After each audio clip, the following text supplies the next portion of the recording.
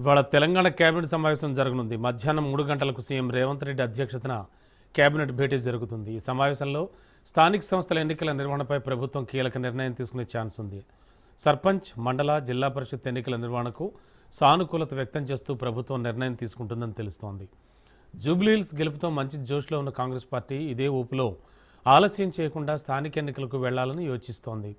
Telangana high court కూడా November 24లోపు స్థానిక ఎన్నికల తేదీలపై తమ నిర్ణయాన్ని తెలియజేయాలని ప్రభుత్వాన్ని, రాష్ట్ర ఎన్నికల సంఘాన్ని ఆదేశించింది.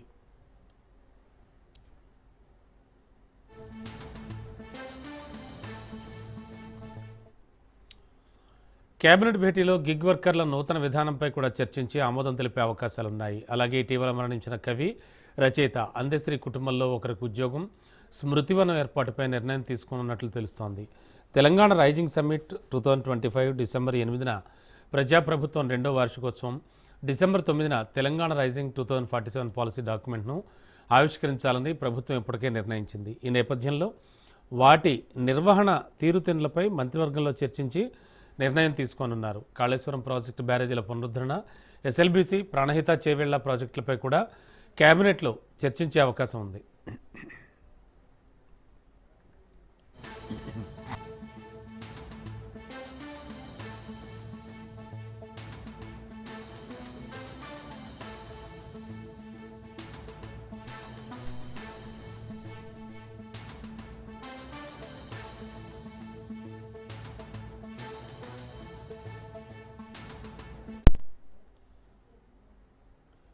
నేడు సుప్రీంకోర్టులో ఫిరాయింపు ఎమ్మెల్యేల కేసు విచారణ జరగనుంది. తెలంగాణ స్పీకర్పై బీఆర్ఎస్ కోర్టు ధిక్కారణ పిటిషన్ దాఖలు చేసింది.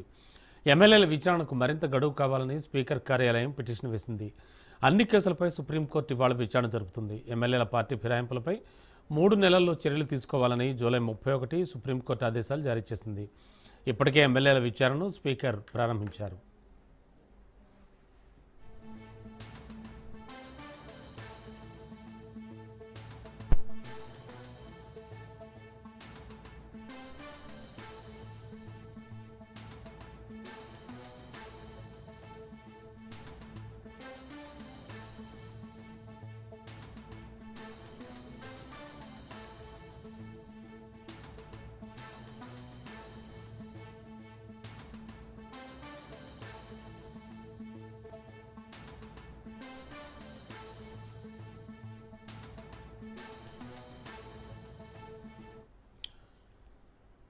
కాంగ్రెస్ ప్రభుత్వం నిర్లక్ష్యం వల్ల రాష్ట్ర వ్యాప్తంగా రైతులు తీవ్ర ఇబ్బందులు పడుతున్నారని మాజీ మంత్రి హరీష్ రావు ఆగ్రహం వ్యక్తం చేశారు. రేవంత్ మాటలకు చేతలకు అస్సలు పొంతం లేదన్నారు. సిద్దిపేట జిల్లా మల్లారం గ్రామంలోని వడ్ల కొనుగోలు కేంద్రాన్ని పరిశీలించారు. కొన్ని ధాన్యానికి 1400 కోట్ల బకాయిలు పడ్డారని ఆగ్రహం వ్యక్తం చేశారు. బకాయిలు రైతుల ఖాతాల్లో వెంటనే జమ చేయాలని డిమాండ్ చేశారు.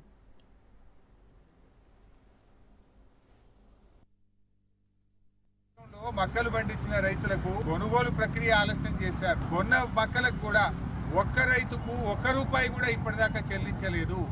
ఎందుకు ఆలస్యం చేస్తూ ఉన్నారు? దాదాపు ఇవాళ 6 లక్షల ఎకరాల్లో రాష్ట్రంలో మక్కలు పండినాయి. మక్కలు కొనడంలో ఇబ్బంది పెడతా ఉన్నారు. ఆ కొన్న మక్కలకు కూడా డబ్బులు ఇవ్వడం లేదు. వెంటనే మక్క పండించిన రైతులకు రాష్ట్ర వ్యాప్తంగా డబ్బులు విడుదల చేయాలని చెప్పి ప్రభుత్వాన్ని డిమాండ్ చేస్తూ ఉన్నాం. ప్రభుత్వం దాని మీద రివ్యూ చేయాలని చెప్పి మేము కోరుతా ఉన్నాం. ఎప్పుడు రాజకీయాలే కాదు కదా, రైతుల గురించి కూడా పట్టించుకోండి. రైతులకు మీరు అన్నీ మోసమే చేసినారు. ఇవాళ పత్తి రైతుల పరిస్థితి కూడా ఆగముంది. రాష్ట్రంలో కేంద్ర ప్రభుత్వం ఇవాళ బీజేపీ మాటలు చెప్తా ఉంది తప్ప పత్తి రైతులను అరిగోసపుచ్చుకుంటా ఉంది. రాష్ట్ర ప్రభుత్వ అధికారులు సతాయిస్తున్నారు. ఇవాళ కేంద్రంలో ఉన్న బీజేపీ ప్రభుత్వ ఆధ్వర్యంలో నడుస్తున్న CCI కూడా సరిగ్గా కొనుగోలు చేయకపోవడం వల్ల పత్తి రైతులు చాలా ఆందోళనలో ఉన్నారు. ఒకవైపు అకాల వర్షాల వల్ల పత్తి అంతా కూడా నల్లబడిపోయింది, పూత రాలిపోయింది. పత్తి రైతులకు దిగుబడి తగ్గింది, పెట్టుబడి కూడా రాని పరిస్థితి ఉన్నది. రోజుకు రాష్ట్రంలో 2-3 రైతులు ఆత్మహత్య చేసుకుంటా ఉన్నారు. ఎక్కడో ఒక దగ్గర రాష్ట్రంలో పాపం పత్తి రైతులు పంట దిగుబడి రాక, పెట్టుబడి రాక అప్పుల పాలైపోయి రైతులు ఆత్మహత్య చేసుకుంటున్నటువంటి పరిస్థితి ఉంది. పత్తి రైతులకేమో బీజేపీ ప్రభుత్వం 7 క్వింటాళ్ళు గ్రేడ్ 1, గ్రేడ్ 2 అని వాళ్ళు మోసం చేస్తారు. మక్క రైతులకేమో రాష్ట్ర ప్రభుత్వం కొనడం ఆలస్యం, కొన్న మక్కలకు ₹1 కూడా ఇప్పటిదాకా ఇయ్యదు. వడ్లు కొన్న రైతులకు పోయిన యాసంగి బోనస్ రాదు, ఇప్పటి బోనస్ రాదు. కేంద్ర మంత్రి బండి సంజయ్ సంచలన వ్యాఖ్యలు చేశారు. మతాలను మార్చుకుంటే దేవుళ్లను మోసం చేసినట్టే అన్నారు ఆయన. కూకట్పల్లి కాపు వెల్ఫేర్ అసోసియేషన్ ఆధ్వర్యంలో ఏర్పాటు చేసిన కార్తీక మాస వనభోజన కార్యక్రమానికి బండి సంజయ్ ముఖ్య అతిథిగా హాజరయ్యారు. ఇతర మతాల్లో చేరిన హిందువులు పునరాలోచన చేస్తున్నారని బండి సంజయ్ తెలిపారు. హిందూ సనాతన ధర్మ రక్షణే తన లక్ష్యం అన్నారు. ఏ కుల సంఘమైనా హిందూ ధర్మం కోసం పనిచేయాలని సూచించారు. జూబ్లీహిల్స్లో మైనార్టీలంతా ఏకమయ్యారని, హిందూ సమాజాన్ని హేళన చేసే పరిస్థితి వచ్చిందన్నారు.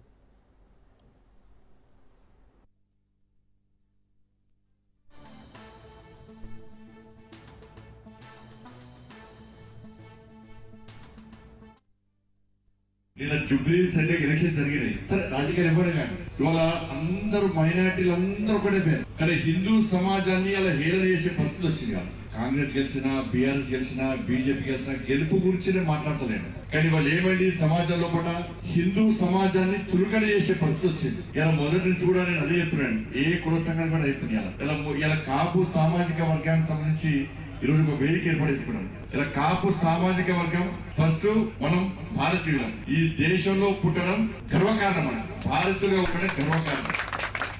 దానిలో హిందూగా పుట్టడం పూర్వజన్మ సుకృతం. ఇలా హిందువులుగా పుట్టినాం కాబట్టి ఈ వనభోజనాలు పెడుతుంది. ఇవాళ ఉసిరి చెట్టుకి పూజ చేసినాం, శివలింగానికి పూజ చేసినాం. వేరే ఏ మతాలకు వనభోజనాలు ఉన్నాయి, వాళ్ళ హిందూ ధర్మంలో పుట్టినాం కాబట్టి ఈ వనభోజనాల పేరుతో మనం పండుగ చేసుకునే ప్రయత్నం చేస్తాం. మనం మీరందరూ ఐక్యతగా ఉండండి.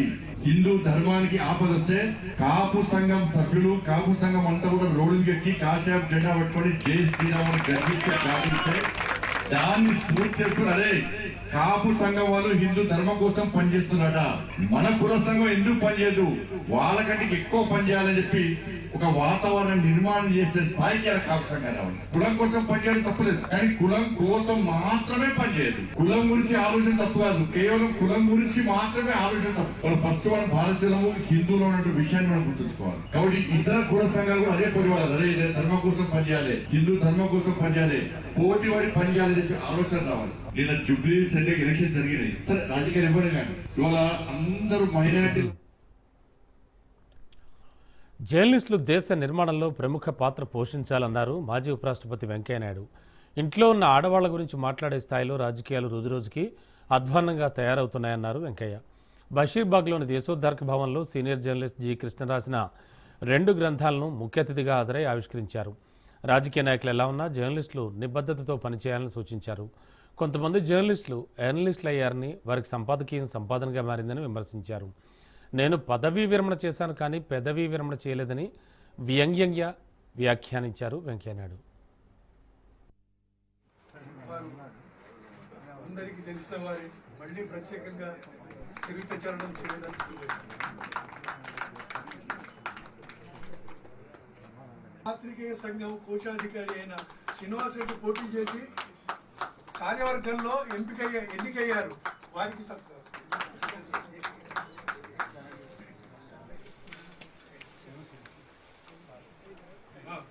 హేమసుందర్ తెరియం కప్పుతారు. వెనకటికి గ్రంథం మాత్రం వేద్దామనుకున్నాము. ఇక అప్పుడు అందరు మన చక్రధర్ ఒక రచన స్కూల్ నుంచి వేశారు, రాసినది మేము. ఈ వెటరన్ జర్నలిస్ట్ నుంచి కూడా నేను చాలా నేర్చుకున్నానని చెప్పడానికి సవినయంగా తెలియజేస్తున్నాను. ఎందుకంటే నేను రాజకీయాల్లోకి వచ్చిన మొదట్లో నాకు తినేటి విశ్రాం గారు ఒక మాట చెప్పారు, నీకు ఖాళీగా ఉన్నప్పుడు ఒకటి గ్రంథాలయానికి వెళ్ళు, ఆ గ్రంథాలయంలో రాజ్యాంగ సభలో జరిగిన చర్చలు, అలాగే పార్లమెంట్లో 52, 57, 62, 67, 72 ఈ కాలంలో జరిగిన చర్చలు చదువు, నీకు పరిజ్ఞానం పెరుగుతుంది. తరచుగా మీడియా మిత్రులతో పత్రికా సమావేశాలు కాకుండా మామూలుగా మాట్లాడుతూ ఉండు, అనేక విషయాలు నీకు లోతుగా అర్థమవుతాయని ఆయన చెప్పాడు. నేను విశ్వనాథం గారు ఎప్పటికప్పుడు నేను విశాఖపట్నంలో చదివాను. చాలా దూకుడుగా ఉండేవాడిని నేను మొదట్లో, చాలా దూకుడు అంటే చెప్పడానికి విలువ అంత దూకుడు ఉందని చెప్తుంది అమ్మాయి. వెంకయ్య గారు వచ్చారు, మాట్లాడి వెళ్ళిపోయారని చెప్పారు. చాలా స్పీడ్గా మాట్లాడుతున్నామండి.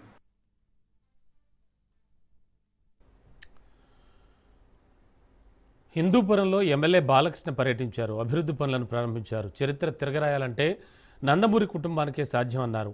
హిందూపురం ప్రజలకు నందమూరి కుటుంబం రుణపడి ఉందన్నారు. హిందూపురానికి పరిశ్రమలు తీసుకొస్తానని, హిందూపురాన్ని అన్ని విధాలుగా అభివృద్ధి చేస్తానని తెలిపారు ఆయన.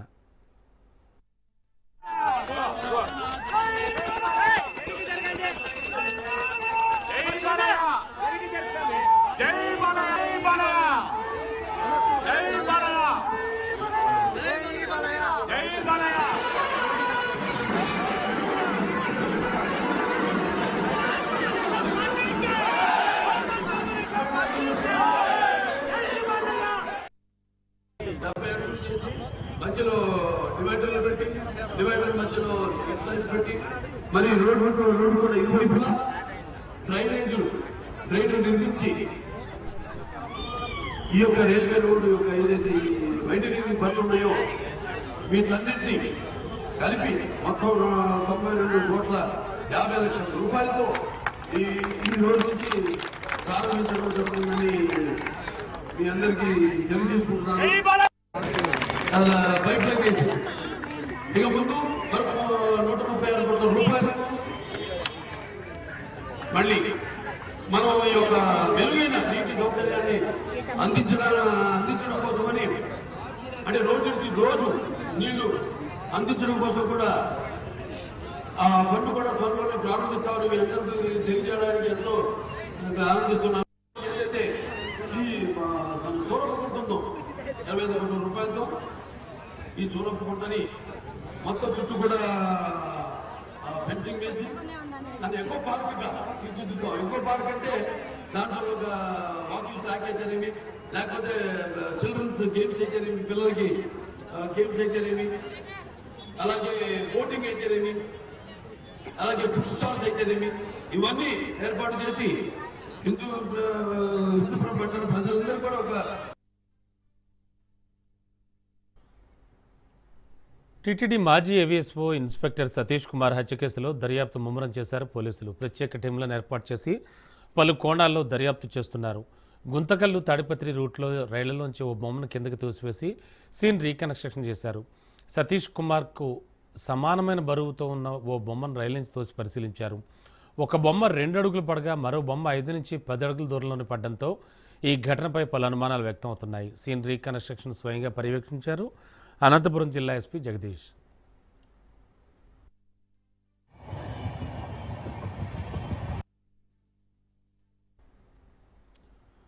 సతీష్ కుమార్ ఫోన్ డేటాను విజయవాడ ఫోరెన్సిక్ ల్యాబ్కు పంపి నిశితంగా పరిశీలిస్తున్నారు పోలీసులు. ఈ నేపథ్యంలోనే గుంతకల్లు, గుత్తి, తాడిపత్రి టవర్ లొకేషన్లు, సీసీ కెమెరాలు పరిశీలిస్తున్నారు. అయితే సతీష్ కుమార్ హత్య కేసు దర్యాప్తును ముమ్మరం చేశారు అనంతపురం జిల్లా పోలీసులు.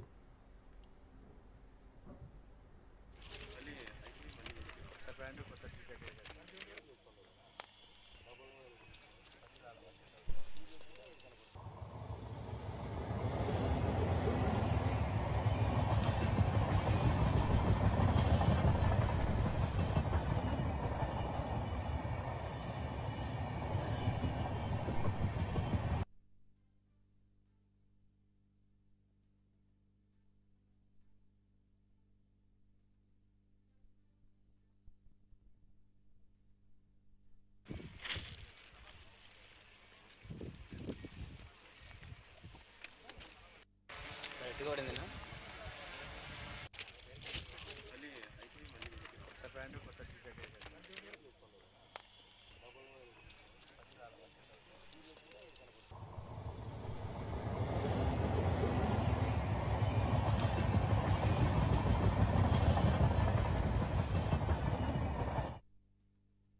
13వ తేదీ రాత్రి రాయలసీమ ఎక్స్ప్రెస్ ఏసీ కోచ్లో ప్రయాణించిన 1,140 మంది ప్రయాణికుల లిస్టును సేకరించారు పోలీసులు.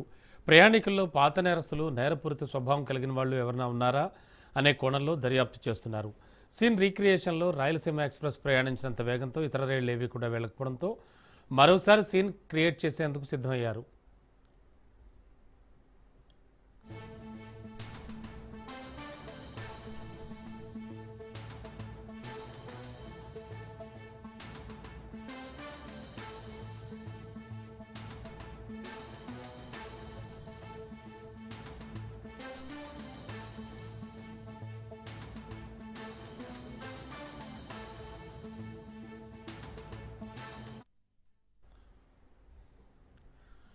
ఐబొమ్మ ఇమ్మడి రవి కేసులో సంచలనమైన విషయాలన్నీ వెలుగులోకి వస్తున్నాయి. రవి ఇంటి నుంచి భారీగా హార్డ్ డిస్క్లు స్వాధీనం చేసుకున్నట్లు తెలుస్తోంది. డిలీట్ చేసిన ఫైల్ కూడా రికవరీ చేసినట్లు సమాచారం. ఇక రవి స్వస్థలం విశాఖ కాగా ముంబైలో ఎంబీఏ పూర్తి చేశాడు.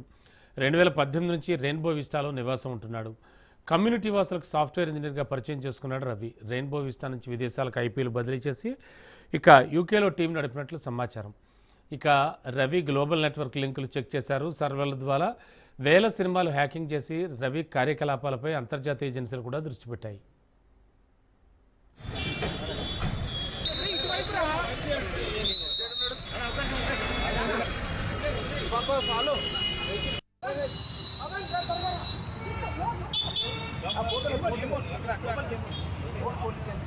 देखो बेटा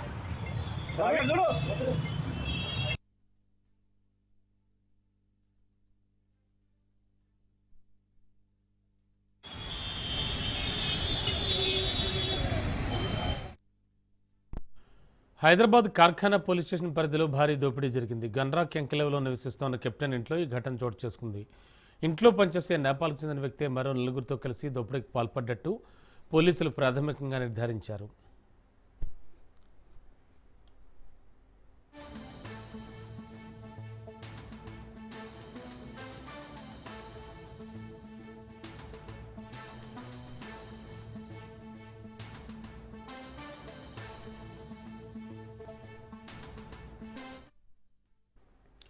కెప్టెన్ గిరి ఇంట్లో పనిచేస్తున్న నేపాలీ వ్యక్తి పథకం ప్రకారం మరో నలుగురిని ఇంట్లోకి తీసుకొచ్చాడు. అనంతరం ముఠా సభ్యులు గిరిపై కర్రలతో దాడి చేసి ఆయన కొట్టేశారు. ఆ తర్వాత ఇంట్లోని బీరువాను పగలగొట్టి సుమారు 50 లక్షల విలువైన సొత్తును దోచుకెళ్లారు.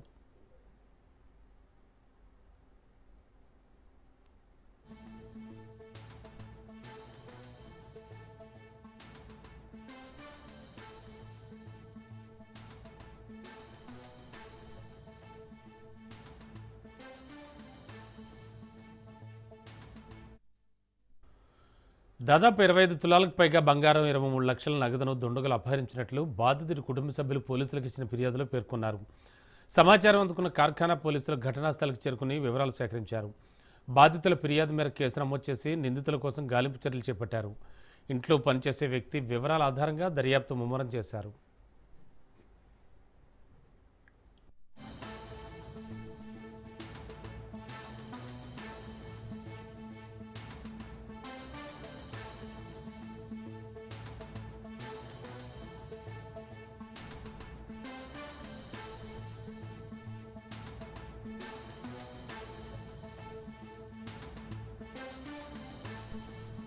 తెలంగాణపై చలి పంజా విసురుతోంది. చలికి జనం ఉణికిపోతున్నారు. రాష్ట్రంలో చలి తీవ్రత తారస్థాయికి చేరుకుంటోంది. నిన్నటి నుంచి ఉష్ణోగ్రతలు మరింత పడిపోతున్నాయి.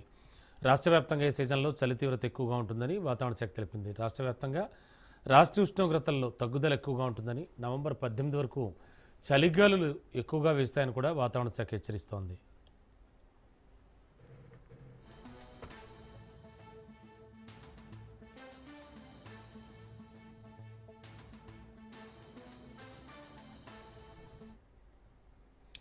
వచ్చే 4 రోజుల్లో తెలంగాణలో కనిష్ట ఉష్ణోగ్రతలు అంటే 8 నుంచి 10 డిగ్రీలకు పడిపోవచ్చని, హైదరాబాద్లో ఈ నెల 18వ తేదీన మధ్య, పశ్చిమ, ఉత్తర, దక్షిణ ప్రాంతాల్లో 11 డిగ్రీల నుంచి 13 డిగ్రీల మధ్య అత్యల్ప ఉష్ణోగ్రతలు నమోదవుతాయని చెబుతున్నారు. ప్రజలు ముందుగా పలు జాగ్రత్త చర్యలు తీసుకోవాలని సూచిస్తున్నారు.